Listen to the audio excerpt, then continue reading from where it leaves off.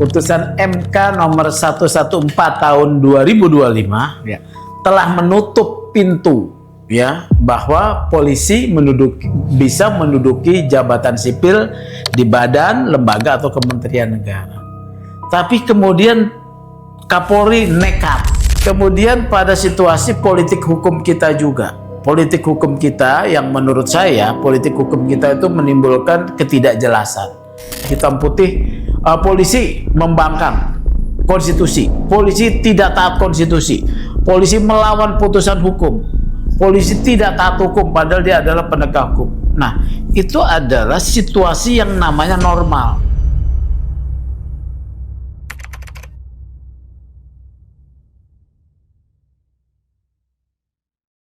Halo semua, apa kabar? Jumpa lagi dengan saya Said Iskandar Syah di kanal YouTube Alright dalam program Say It.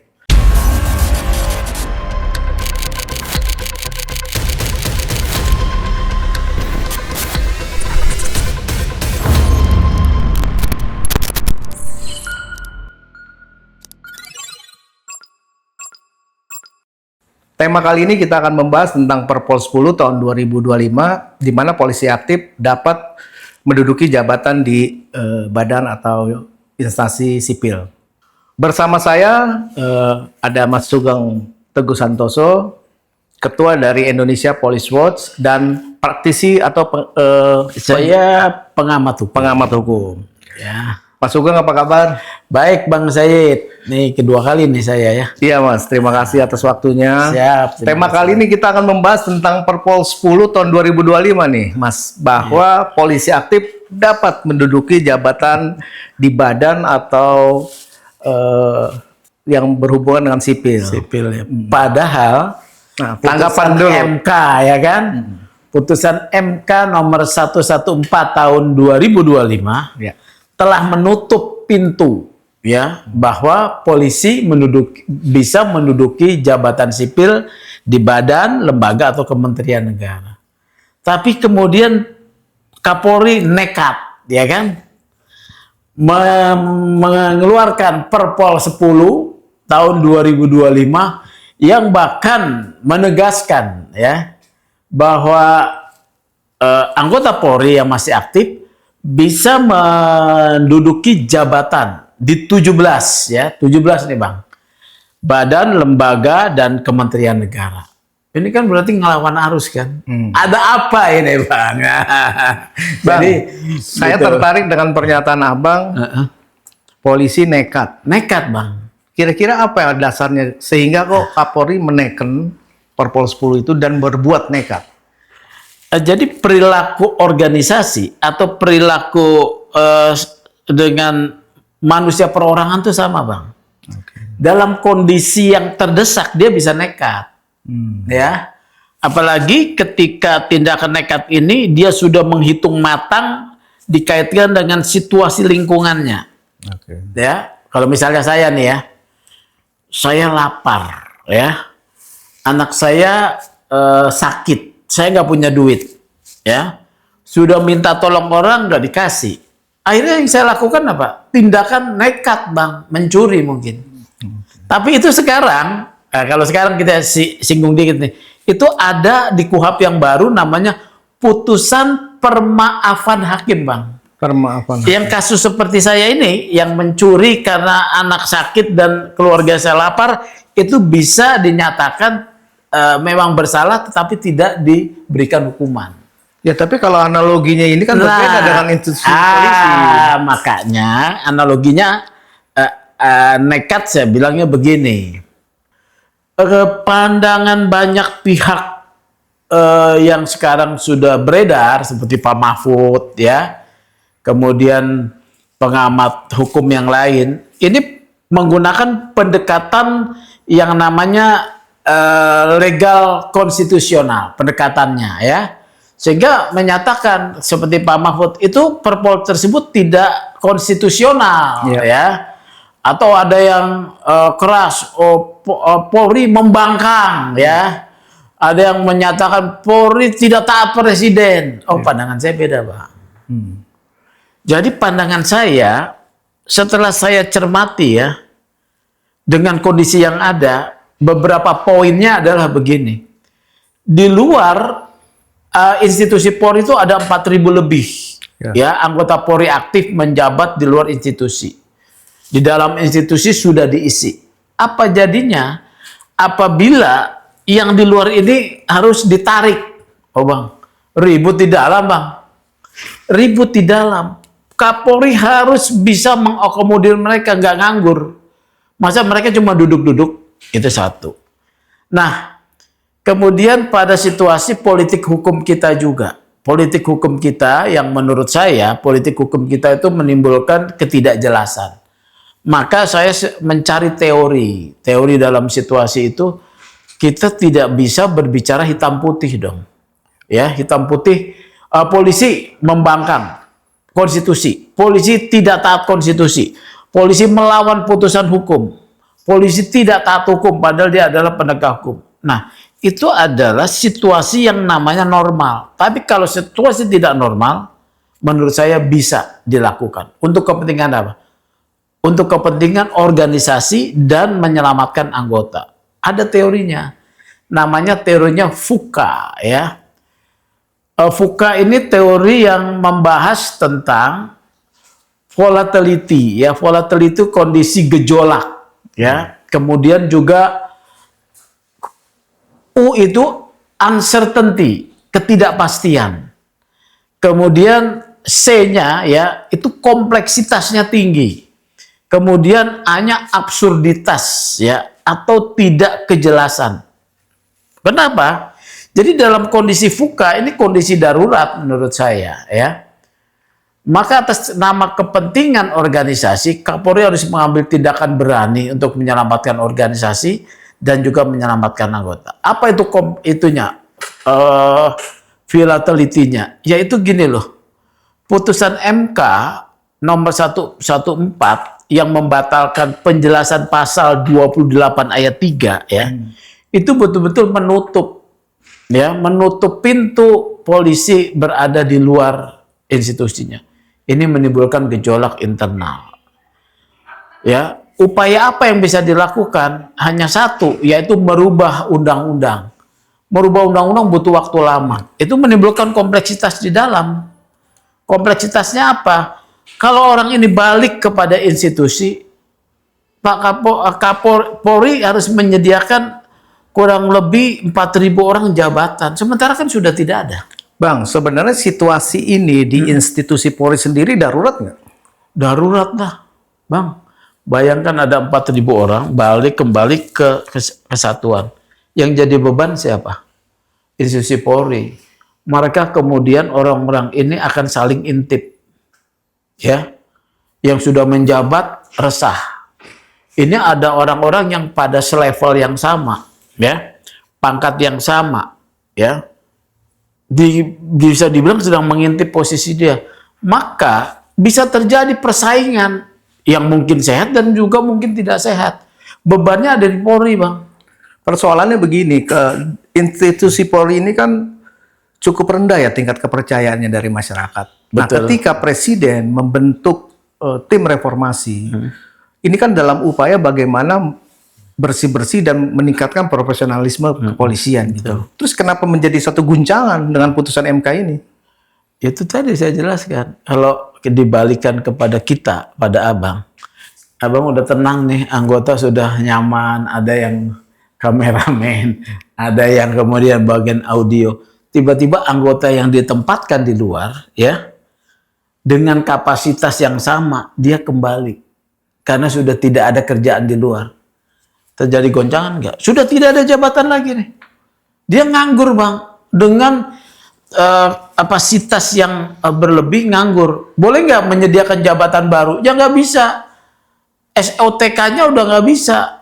Sistem organisasi, tata organisasi nggak bisa dibentuk lagi. Tapi Kapolri terbilang nekat karena kalau 17 jabatan sipil, oke lah, kalau TNI kan ada Undang-Undang 3 tahun 2025. Itu jelas undang-undang. Saya bahas. Kalau ini dasar hukumnya kan hanya keputusan. Iya, makanya Kapolri. itu saya bilang nekat. Kata nekat itu sudah benar, ya. Kenapa? Kondisi ini disebut juga dengan ambiguitas yang tadi. politik hukum negara harusnya adalah menimbulkan yang namanya ketertiban, kemudian ketenangan dan keberlangsungan proses negara tanpa gejolak. Justru politik hukum kita dengan putusan MK timbul gejolak.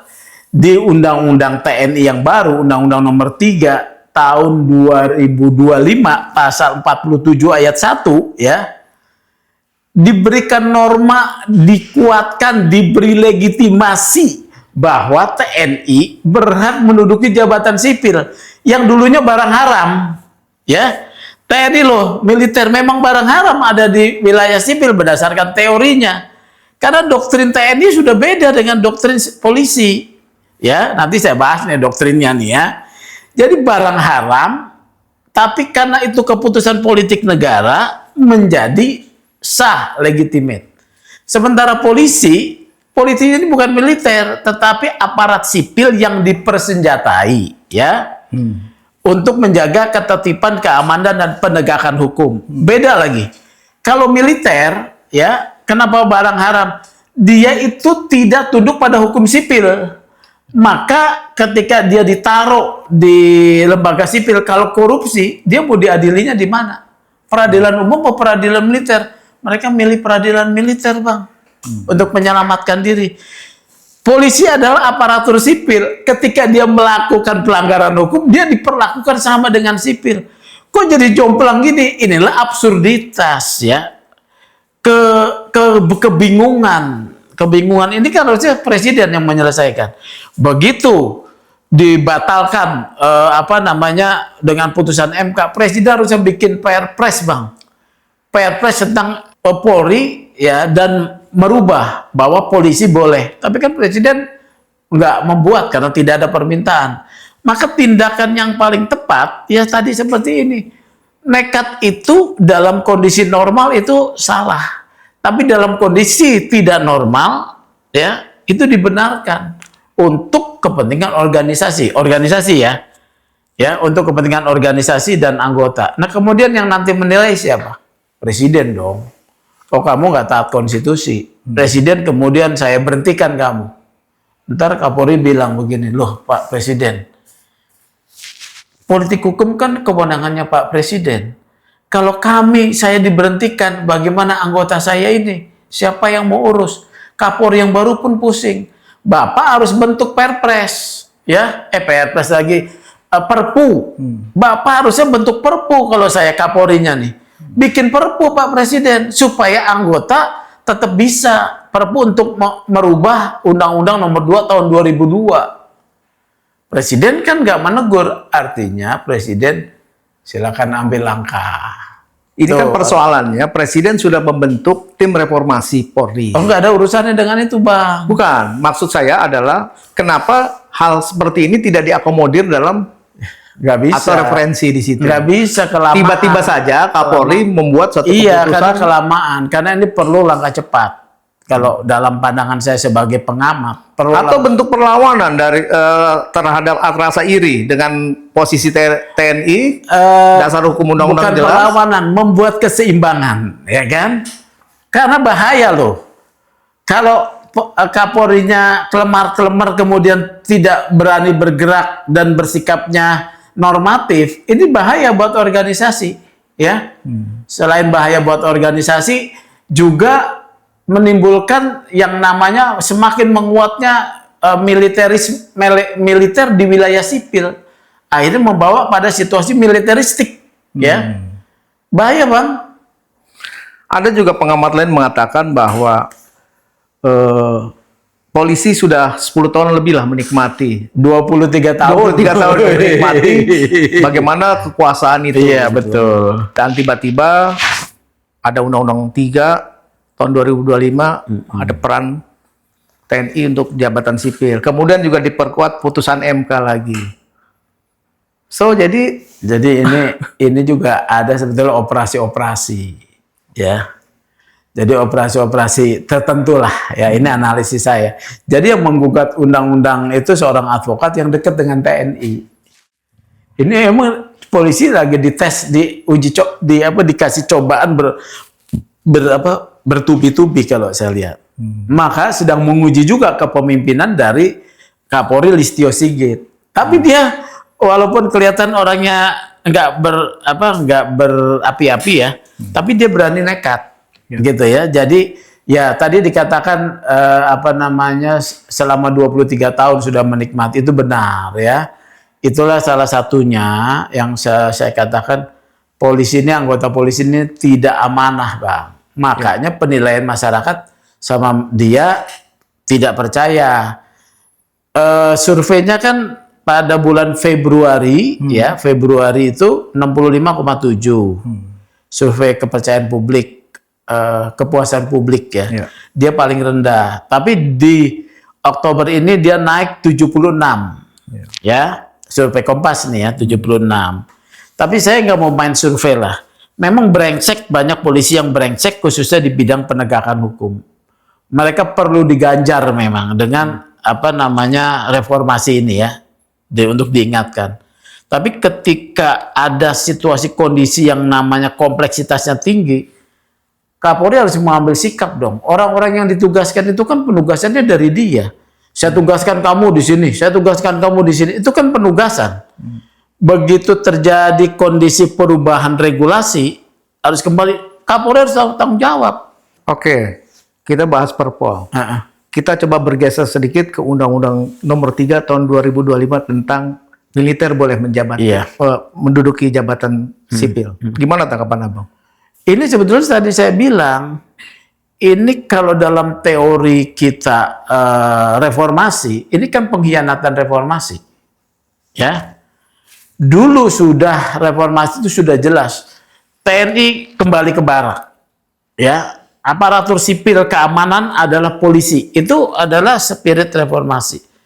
Tapi kemudian praktek politik kita telah merubah situasi ini, bahkan para politisi sipil itu yang menjadi stempel untuk masuknya TNI di wilayah sipil. Kan mereka yang membentuk, mengesahkan, menyetujui.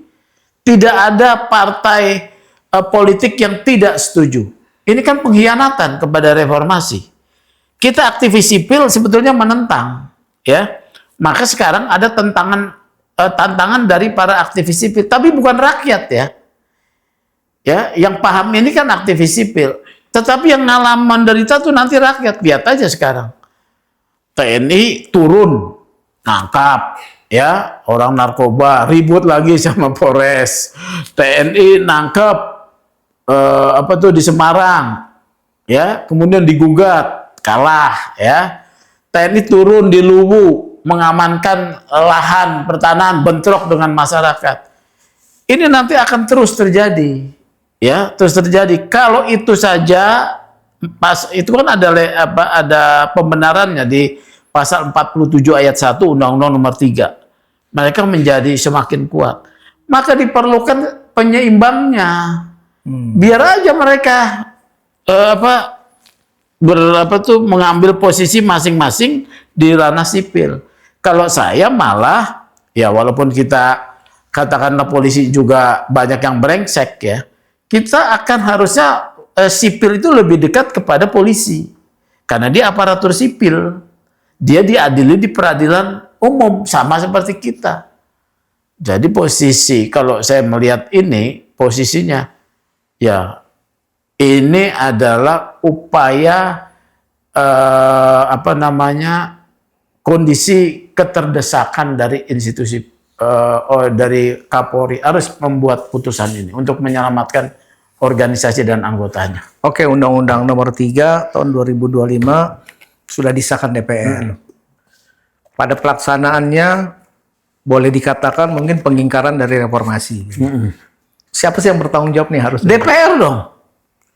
Kalau presiden kita tidak bisa salahkan.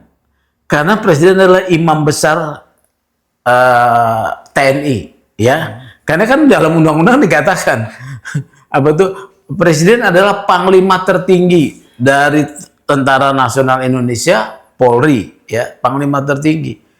Dan latar belakangnya memang dari TNI. Jadi keputusan bahwa sekarang ini memberi ruang kepada TNI, MBG, ya kan? Itu MBG. Terus beberapa proyek lain. Ya sudahlah, itu keputusan politik. Tetapi yang harusnya menjadi filter adalah para politisi di DPR, wakilnya rakyat ini. Ternyata tidak. Kita kemudian menjadi koalisi permanen pula. Ya. Lah rakyat bisa berharap sama siapa ketika berbeda suara dengan pemerintah? Padahal pemerintah tidak selalu benar. Bahkan saya mengkritisi ada beberapa tindakan pemerintah yang bertentangan dengan norma hukum juga. Contohnya, Bang? Soal Satgas pengendalian kawasan hutan, pengawasan kawasan hutan, PKH ya. PKA. Ini kan Satgas, satuan tugas ya, dibentuk sebagai joint committee ya. Rujukannya karena itu adalah mengawal tentang hutan, maka rujukannya undang-undang kehutanan. Kalau itu sudah ditambang, undang-undang pertambangan sama undang-undang lingkungan hidup. Kalau ada aliran uang hasil kejahatan TPPU ya. Yang terjadi apa? Ada pengusaha, memang dia kemudian melanggar hukum memasuki kawasan hutan nanam sawit ya. PKH turun dicek-cek benar dia melanggar. Ya. Harusnya kan ini disita dan diproses hukum. Ini enggak. Konsepnya yang saya dengar adalah penyerahan, mereka menyerah. Penyerahan kepada PKH, kemudian diplang, dia dalam pengawasan PKH. Barang itu mau diapain nih oleh pengawasan hutan? Harusnya kan diserahkan kepada polisi untuk disidik sebagai tindak pidana melanggar undang-undang kehutanan atau minerba atau lingkungan hidup ya, atau tindak pidana lain. Enggak. Ini kemudian disita, cukup disita, diambil, kemudian diserahkan kepada Agrinas. Agrinas ini makhluk apa? Dia adalah BUMN. BUMN melakukan tugas sebagai korporasi negara untuk bidang agriculture. Kemudian diteruskan oleh mereka. Ini barang itu barang haram nih. Diteruskan. Di situ kan sudah ada sawitnya. Karena barang sitaan pada tidak pidana ya? Iya harusnya. Atau nggak disita tapi diserahkan kan, tapi tetap barangnya itu melanggar tuh kawasan hutan tuh. Harusnya dilakukan tindakan ini, diserahkan ke Agrinas. Dikelola sama Agrinas dengan, saya baca, dengan KSO, dengan perusahaan, dengan pengusaha untuk mengambil hasilnya. Itu salah satu. Ini satunya ambiguitas ya. Melihat begini gimana kita? Makanya polisi melihat, loh, saya ini sedang punya problem. Kalau anggota saya datang pulang, saya nggak bisa menyediakan, ini kompleksitasnya tinggi, konflik di dalam. Orang-orang itu nunggu jabatan yang belum ketahuan. Kalau saya kemudian membuat satu keputusan rotasi, saya copot-copotin yang ini juga marah. Ya anggota yang sudah ditempatkan. Kan nggak mau dia ambil risiko itu. Maka dia melihat, oh ini praktek kita sebetulnya ya. Saya kemarin sampaikan di depan Panja Reformasi Polri di depan DPR. Wajah Polri mau buruk mau jelek itu tergantung presiden.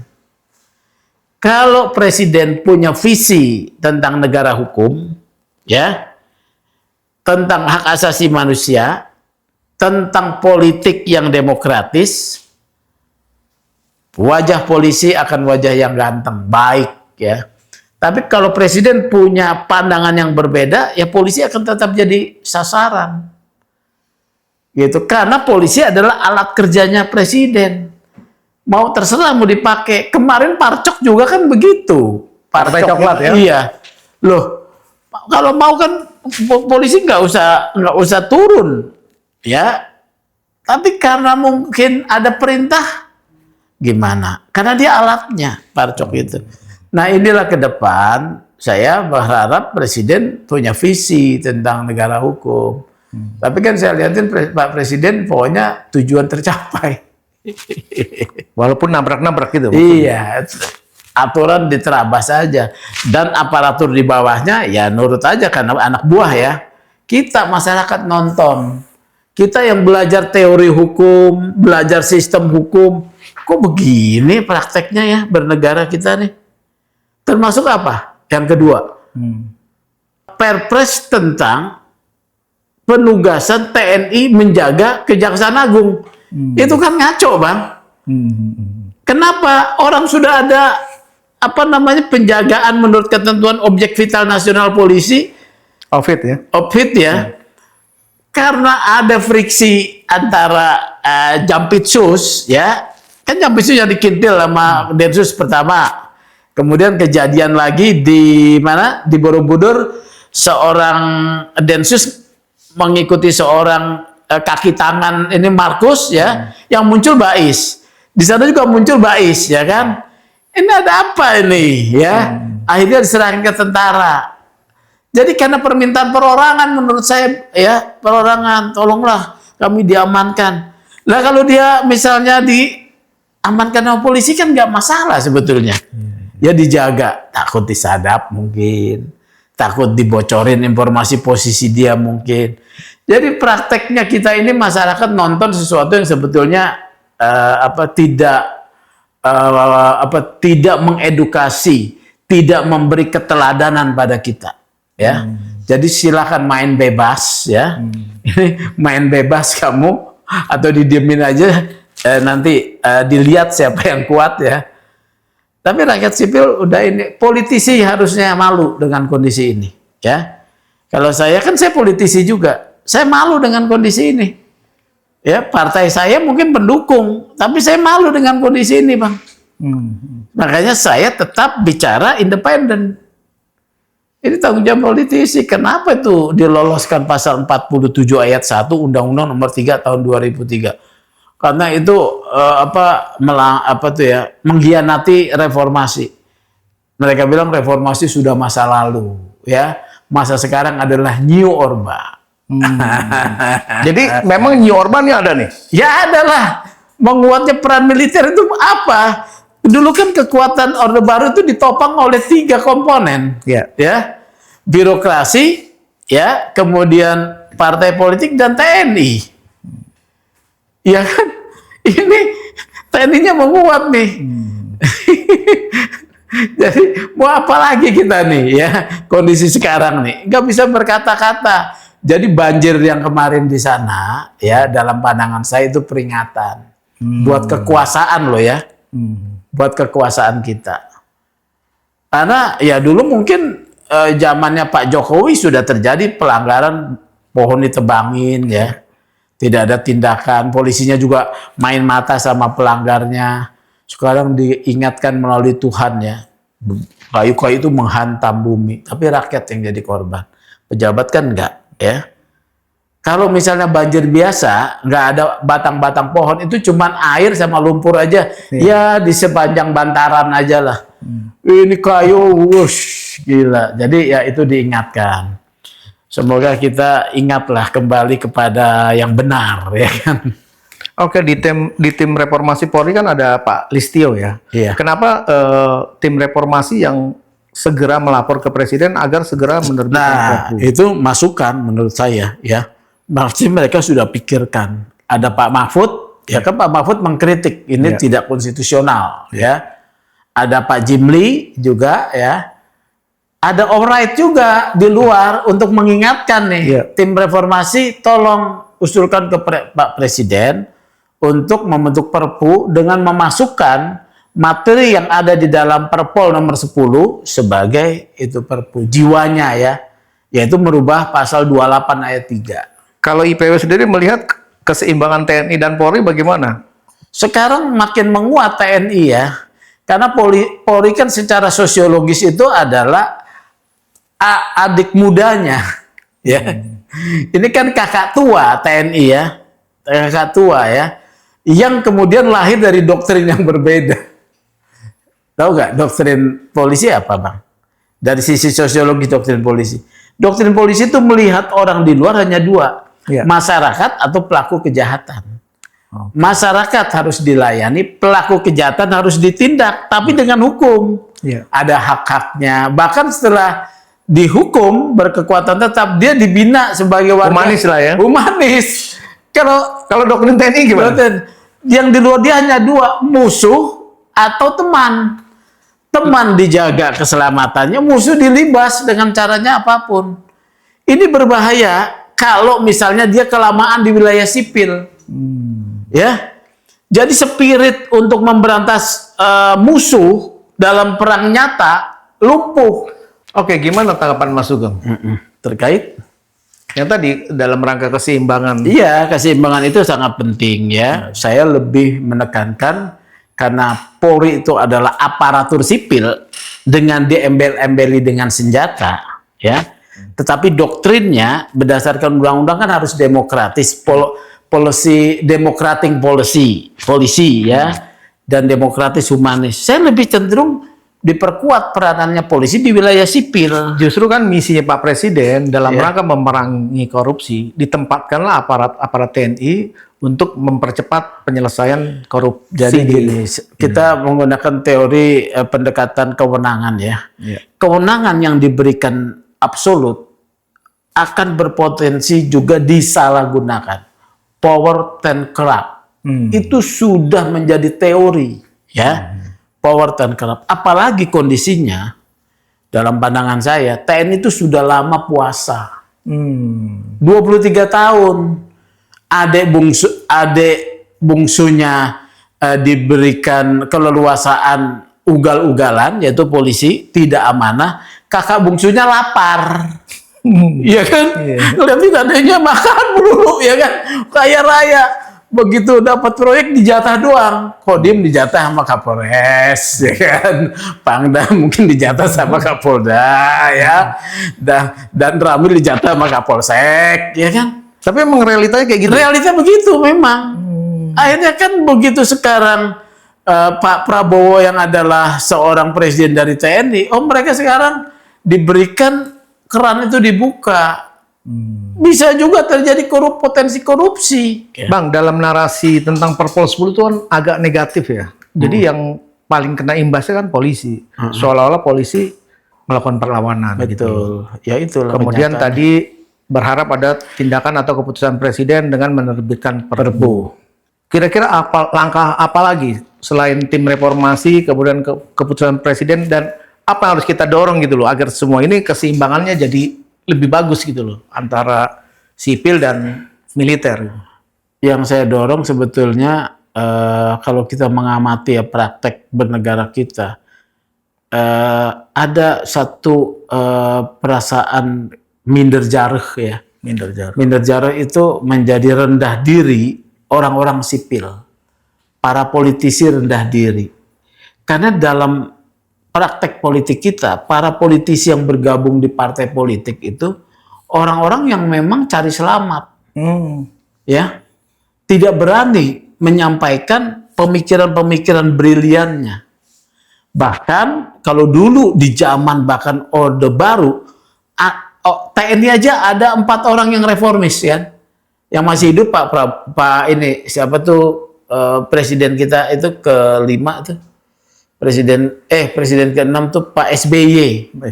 Kan dia reformis. Agus Wirahadikusuma, Agus Wijoyo, Saurip Kadi.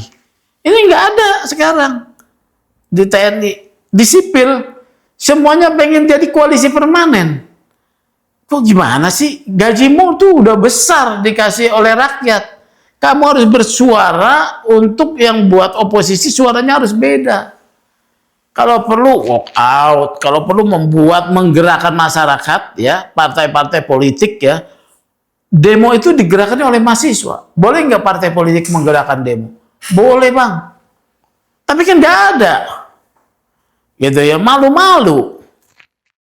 Karena memang model berpolitik kita patron klien. Kita patron klien, nggak ada politik yang kemudian menjadi politik yang sehat. Jadi yang mau saya kritik adalah politisi sipil kita, bukannya TNI ya. TNI memang dia sedang mau masuk wilayah sipil. Kita nggak bisa mengkritik katakanlah orang yang kita dalam quote and quote misalnya yang bukan pihak kita ya, jangan dibilang musuh ya, bukan di pihak kita. Kita mengkritik pihak kita. Abang sendiri setuju nggak dengan Perpol 10 tahun 2025? Saya akhirnya bisa bersetuju untuk menyelamatkan institusi dan anggotanya, ya. bersetuju. Yang lebih luas lagi adalah menyeimbangkan posisi peran sipil di wilayah lembaga dan badan serta kementerian negara daripada hanya tunggal diisi oleh militer. Kira-kira kalau tunggal isi militer bisa dibayangkan nggak memprediksi seperti apa sih? 5 tahun lagi dampaknya menurut saya cukup bahaya ya. Pelanggaran HAM akan terjadi. Dan yang paling bahaya adalah militer kita tidak jadi profesional. Ketika ada kebutuhan perang nyata ini ya, dengan negara luar mau menganeksasi kita lemah selemah-lemahnya. Jangan begitu, kita uji coba aja di Papua tuh nggak selesai-selesai. Menghadapi, mohon maaf ya, tentara OPM yang setengah zaman batu aja. Nggak selesai apapun alasannya ya. Dulu di Orde Lama, PRRI ditumpas, padahal PRRI dapat senjata dari Amerika ya. Kemudian RMS ditumpas ya. Tapi kan di Intan Jaya situasinya kan berbukit hutan apa. Astaga bang, kita dibilang katanya punya pasukan Kopassus latihan di berbagai medan, punya Denjaka, pasukan elit, punya alat teknologi pendeteksi panas, punya satelit. Astaga bang, nggak ada bang yang namanya alasan. Abang setuju nggak dengan pasal 47 Undang-Undang 3 nomor 25? Tidak setuju, ya. Harusnya itu tidak ada, gitu. Kalau itu tidak ada, polisi juga tidak ada. Maka diperkuat peran politisi sipil dan penempatan orang-orang sipil pada penyelenggaraan negara. Kita orang sipil menjadi rendah diri, minder jara di hadapan militer dan polisi, gitu. Nggak boleh sebetulnya begini. Kita rakyat pemilik kedaulatan sebetulnya. Tapi kita kemudian praktek politik kita mengkerdilkan pikiran kita sendiri. Karena dibayangin rasa takut, ya rasa tertekan. Ya, itulah kenyataannya. Ya, kita dilumpuhkan mulai dari pikiran dan hati kita. Demikian. Baik pemirsa Oret dimanapun berada, demikianlah bincang-bincang saya dengan Ketua Indonesia Police Watch, Bapak Sugeng Teguh Santoso. Bagi teman-teman yang mau berkomentar, silakan berkomentar di kanal ini. Terima kasih Mas Sugeng. Terima kasih Bang. Sampai jumpa lagi di Oret yang mendatang. Salam. Salam. Alright.